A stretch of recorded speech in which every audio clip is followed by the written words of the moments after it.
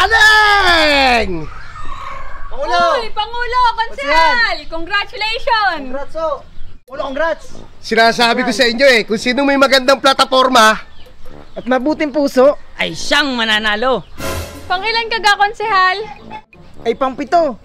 Pero kahit na, ang mahalaga panalo. Ikaw, Pangulo, ilan lamang mo? ay isa!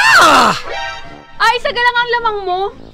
Ay oo! Kaya nga ako'y nagpunta rito. Ikaw ang nakita kong huling bumoto. Ay kung hindi ka bumoto, lintik na yan.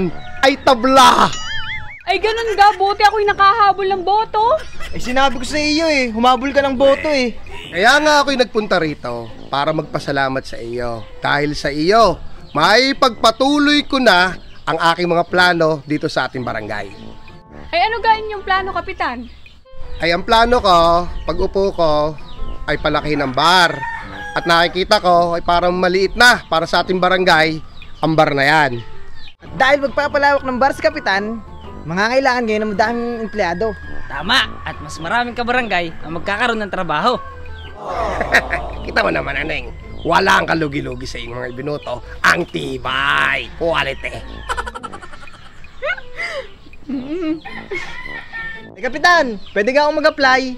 Beki ng ina mo Ay magparehistro muna, Otoy, nang mapakinabangan sa ikatlong term. Kaya tumigil-tigil tonton. Madam Aneng, sinisigurado kong safe na safe ang iyong manukan. Sa aming term, walang nakaban, walang palusutan na mangyayari. Tama. Konsehal, kamusta naman iyong tatay? Madam Aneng, hindi kayo nakalabas na. Kabili-bilinan ko, pag hindi makatiis, wag na lang dito gagawa. Doon na lang sa ibang barangay. At ako'y kahiyaya at ako'y konsehal dito. Eh siya, congrats sa inyo at maraming salamat at kayo bumalik. O paano, Aneng? Kami tutuloy na at muli kami ay nagpapasalamat sa inyong suporta at boto sa amin. Anton, susunod ha? Yes, po. Magparehistro sa matibay ka, kape. Quality. Lagi, Pangulo. Ha? Aneng! Congrats. Di mo ako bibigyo. Salamat! Salamat, Aneng. Pagbutihin nyo. Huwag na yan, hindi may wala. Secretary. Tutuloy na kami. Sige, Pangulo. Kayo. Pasalamat pa kami sa iba. Konsehal, ingat po. Kapitan! Ako'y napadaan sa inyong bahay. Ikaw pala wala pang bakod.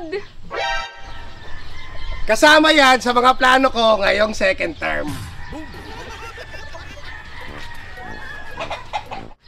Alam mo kakagawa, magdidikit ka lang sa akin, ay siguradong ituturo ko lahat ng diskarte sa pagdidilensya ng pera dito sa atin.